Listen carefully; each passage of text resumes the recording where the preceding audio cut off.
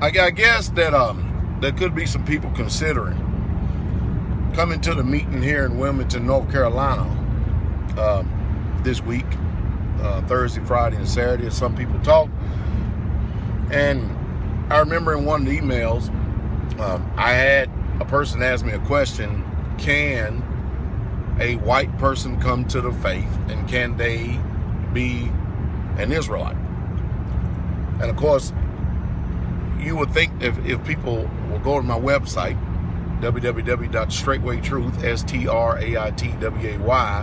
STRAIGWAYTRUTH.com, that they would see exactly what I believe by in function, what they would see concretely as opposed to words. And of course, the question comes right on the heels of a lot of people who claim to be Hebrew Israelites because they have a certain hue to their skin, and they believe that some way, somehow, that this automatically includes them into the kingdom of Yah, which I truly don't believe.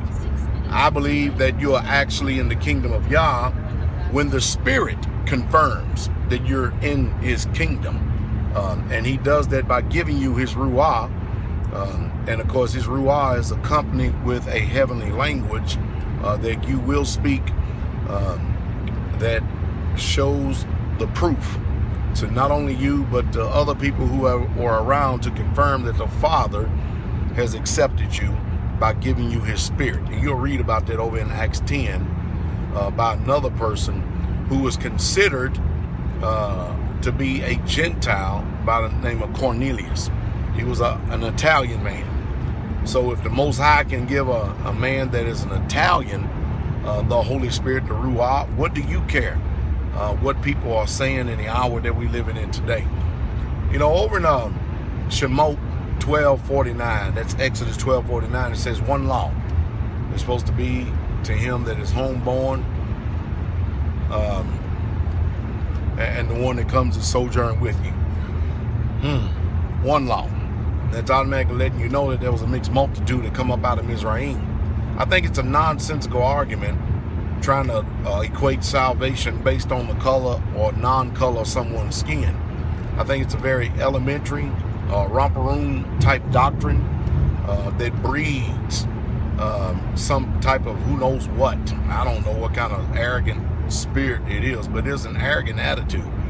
So, hopefully in this little short video here, let me try to put this to rest here for a second. If you go to Messiah or Acts 16, I gotta make sure I change my speech when I come down this meeting here, because I don't think everybody's going to understand a lot of these words that I'm using. You go to Acts chapter 16, verses 1 through 3. The Apostle Paul had a disciple, someone he was teaching. He was a taught one. His name was Timothy. His real name was called Timotheus, but it's translated Timothy. Timothy is unique in that we all know that the Apostle Paul was a Hebrew of the Hebrews, circumcised the 8th day, of the tribe of Benjamin. So we know that the Apostle Saul was a Yehudim, yet and still he had the baptism of the Holy Spirit as well. All right? And so, but what's unique about this is because a lot of emphasis today is put on who is your father? Who is your father? Because the seed comes through the father and not the mother. So a lot of people, when they say, what's your nationality, they try to base it up on who your father was. And that when they ask that loaded question, they're going to base it up on some false chart that they call the 12 tribes of Israel, based on who knows what.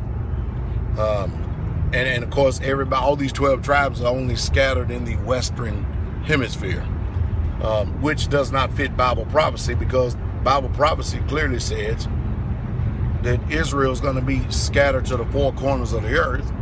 They're going to be scattered just like the sands of the sea. And the truth is, the majority of the ancient Hebrew Israelites and their descendants, while A small portion of them are here in America, commonly called the black people today. Some of those black people could also be mistakenly for Edomites, just like a white person could be mistaken for Edomite today. But let me try not to go off in too many digressions. I don't want to bring about confusion. I want to bring comprehension here to this subject.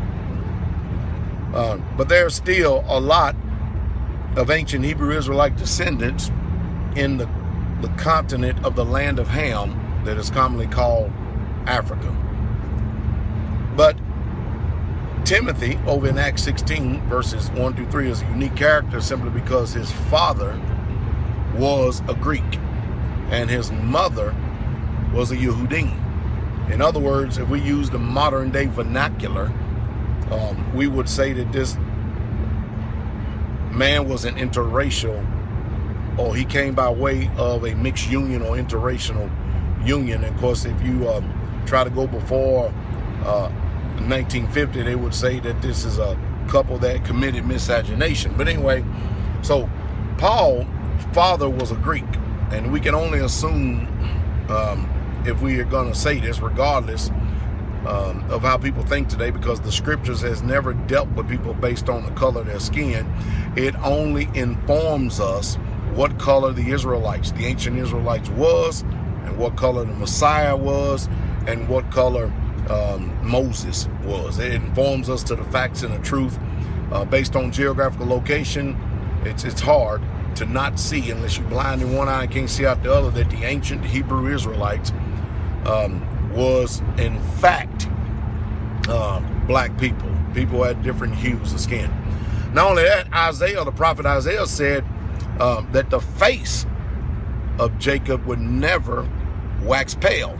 So contrast that today, we have a people that are imposters, people who say that they're Jews, but they are the synagogue of Satan. They are Satan's seed, these Israelis, and anybody who ascribed to their religion and doctrine, according to Revelations 2:9 and 3:9. All right. So, but Timothy, father was a Greek, his mother was a Yehudim, and yet and still, Paul knew the strictness of the order of the day. He actually took Timothy and circumcised him physically. Mind you, that took place in the New Covenant.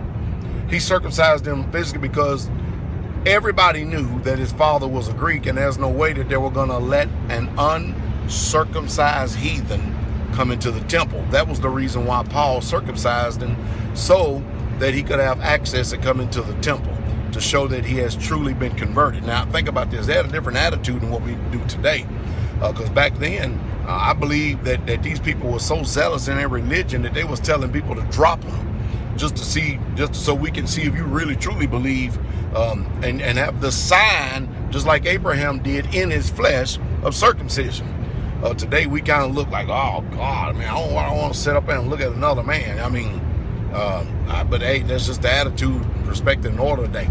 And yet and still, Timothy played an integral part in the renewed covenant, because the Apostle Saul also, or Paul, he also wrote letters. That's why we have 1st and 2nd Timothy, giving him instruction how to conduct themselves in what a lot of people, or the Europeans today, call the pastoral epistles, or how to conduct themselves in the house of Yah. And not only that, how to ordain elders, set up function, order inside the assembly. So if way back then, according to our culture, according to our way, if we didn't truly care about what nationality you were, but you could convert, and you could become an Israelite, why do you people continue to keep listening to these people that is bringing this false teaching and false doctrine into your ears,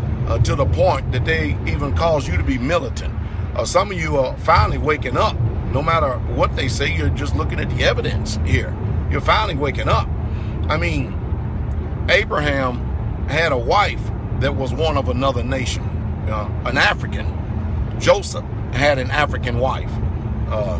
And even way back then, it was forbidden for our people to intermingle with one of another nation. Yet these patriarchs that you're going to see in the kingdom had wives of different cultures, of different nations. I think there's much to be desired and many, much to learn. But I think that, and rather than you going to a lot of these camps getting trained, I think that using self-autonomy and educating yourself and reading the scriptures for what it says, and stop trying to read stuff out of the text that is not there, or trying to read stuff into the text that is not there. I think that you do well to just take it for what it says. And if you have questions concerning a word, then do your due diligence. Do your own independent research and look behind that thing. But, I'm utterly amazed at this particular question now we live in. I don't care what these people think. I do have white brothers and white sisters that are in the faith who are Israelites. As a matter of fact, they obey the law, statutes, and commandments more so than you people do. At least they have come out of her, and you're still in it. I can go on and on and on and on. But when we look at the fact of the matter, when we look at truth and function, it's kind of hard to ignore the fact that Timothy's father was a Greek. Tell these Israelites to address that, because they want to try to make everybody who is of another nation an Israelite.